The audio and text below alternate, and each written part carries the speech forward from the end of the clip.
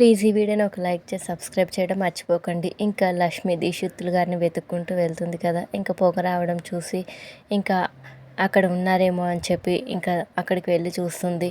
ఇంకా దీక్షితులు గారు అమ్మవారికి నైవేద్యం పెడుతూ ఉంటారు. ఇంకా దీక్షితులు గారు అమ్మవారికి నైవేద్యం పెడుతూ నన్ను వెతుక్కుంటూ వచ్చిన అమ్మాయి మిత్ర, అరవింద క్షేమంగా ఉండాలి అని చెప్పి ఇంకా అమ్మవారిని కోరుకుంటూ ఉంటారు. ఇంకా లక్ష్మిని చూసిన దీక్షితులు గారు, లక్ష్మి నువ్వు బ్రతికే ఉన్నావమ్మా, నువ్వు చనిపోయావని చెప్పి ప్రపంచమంతా అన్నా నేను మాత్రం నమ్మలేదు. నా నమ్మకమే నిజమైంది. అసలు నువ్వు ఇన్ని రోజులు ఎక్కడున్నావమ్మా, ఎక్కడికి వెళ్ళిపోయావు అని చెప్పి దీక్షితులు గారు అడుగుతూ ఉంటారు. ఇంకా లక్ష్మి జరిగింది మొత్తం దీక్షితులు గారికి చెప్తుంది. దీక్షితులు గారు, అమ్మ లక్ష్మి, ఇన్నాళ్ళు నువ్వు ఎదుర్కొన్న సమస్యలు, అనుభవించిన కష్టాలు ఇంకా ఈ రోజుతో శాశ్వతంగా తొలగిపోతాయమ్మా. ఇంకా నువ్వు ఒంటరిగా బ్రతకాల్సిన అవసరం లేదు. వెంటనే ఇంకా మిత్రకి, అరవిందకి నువ్వు బ్రతుకున్నావని చెప్తాను అని చెప్పి ఇంకా దీక్షితులు గారు అంటారు. ఇంకా అప్పుడు లక్ష్మి, వద్దు దీక్షితులు గారు, నన్ను ఇలా అజ్ఞాతంలోనే ఉండనివ్వండి. నా గురించి నిజం బయట పెట్టద్దు. నా గురించి నిజం బయట పెడితే నేను చేసిన త్యాగానికి అర్థం ఉండదు. నా అజ్ఞాత వాసానికి ఫలితం ఉండదు.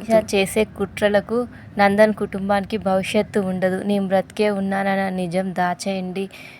నేను నందన్ కుటుంబం సంతోషం కోసమే త్యాగం చేశాను. ఇప్పుడు దీక్షితులు గారు, నువ్వు నందన్ కుటుంబం కోసమే త్యాగం చేశావు, కానీ ఇప్పుడు మిత్ర ప్రాణం గాలిలో దీపంలాగా రెపరెపలాడుతూ ఉంటుంది. ఎప్పుడు ఎలాంటి గండం ఎట్నుంచి వస్తుందో తెలీదు. అరవింద, మిత్ర ఇద్దరు ఈ అడవిలోనే ఉన్నారు. తన భార్య కోసం వెతుకుతున్నానని మిత్రకి తెలియదు. మిత్ర చుట్టూ మృత్యుదేవత మరణ మృదంగం చేస్తుంది. ఇంతలో అక్కడ పులి గాండ్రింపు వినిపిస్తూ ఉంటుంది. అది విన్న దీక్షితులు గారు, అది పెద్ద పులి గాండ్రింపు కాదు, మిత్ర మీదకి వస్తున్న మృత్యువు. మిత్ర చావుకి ఎదురెళ్తున్నాడు. ఏ క్షణం ఏమైనా జరగవచ్చు అని దీక్షితులు గారు అంటారు. ఇంకా లక్ష్మి ఏమో టెన్షన్ పడుతూ ఉంటుంది. ఇంకా అరవింద మిత్ర మిత్ర అంటూ వస్తూ ఉంటుంది. ఇంకా అంతలో అక్కడ అరవిందకు ముందు పులి వచ్చి ఉంటుంది. ఇంకా అరవింద ఆ పులిని చూసి ఇంకా టెన్షన్ పడుతూ ఉంటుంది. ఇంకా అప్పుడే అక్కడికి మిత్ర కూడా వస్తాడు.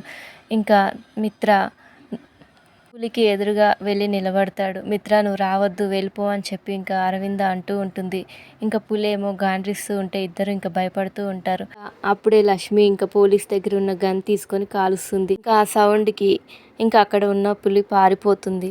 ఇంతలో అక్కడికి పోలీస్ వచ్చి, మీకేం కాలేదు కదా, ఏం జరగలేదు కదా అని చెప్పి మిత్రని ఇంకా అరవిందని అడుగుతారు. ఇంకా మిత్ర ఏం కాలేదని చెప్పి అడుగుతారు. మీరు గన్ పేల్చారు కదా, ఆ సౌండ్ పారిపోయింది పులి అనగానే నేను కాల్చలేదు అని చెప్పి ఇంకా పోలీస్ చెప్తాడు. మరి ఎవరు కాల్చారంటే, అమ్మవారికి నైవేద్యం పెడుతున్నారు కదా దీక్షితులు గారు దగ్గర నుంచి ఆ సౌండ్ వచ్చిందని చెప్పి ఇంకా పోలీస్ అంటాడు.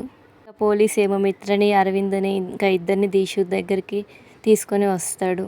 లక్ష్మి ఏమో దీక్షితులు గారితో నా గురించి నిజం చెప్పొద్దని, నేను బ్రతికే ఉన్నానని చెప్పొద్దని చెప్పి ఇంకా ఒట్టేపించుకుంటుంది. ఇంకా మిత్ర, అరవింద వచ్చేసరికి ఇంకా లక్ష్మి తన ముఖంపై ఇంకా ముసుగు వేసుకుంటుంది. ఇంకా దీక్షితులు గారేమో లక్ష్మిని మిత్ర దగ్గరికి వెళ్ళి ఇంకా లక్ష్మి గురించి వాళ్ళ దగ్గర పొగుడుతూ ఉంటారు. ఇంకా దీక్షితులు గారి మాటలకి లక్ష్మి ఏడుస్తూ ఉంటుంది. ఇంకో పక్క అరవింద కూడా ఈ అమ్మాయి చేసిన పనికి తన కుటుంబం చాలా అదృష్టం చేసుకుని ఉంటుంది అని చెప్పి ఇంకా అరవింద అంటుంది. ఇంకా అరవింద లక్ష్మి దగ్గరికి లక్ష్మిని ఇంకా మొహం చూపించమని అడుగుతుంది. దీక్షితులు గారు ఇంకా వద్దని చెప్పి అడ్డుకుంటారు. ఇంకా అరవింద ఎందుకు వచ్చావని దీక్షితులు గారిని అడిగితే, అరవింద మిత్ర పక్కన ఉండగానే కోడలి గురించి మాట్లాడలేను అని అనుకుంటుంది. ఇంతలో మిత్ర దీక్షితులు గారితో తన కోడలి గురించి మాట్లాడాలనుకుంటుంది అని చెప్పి అంటాడు. Thank you for watching. Please subscribe my channel.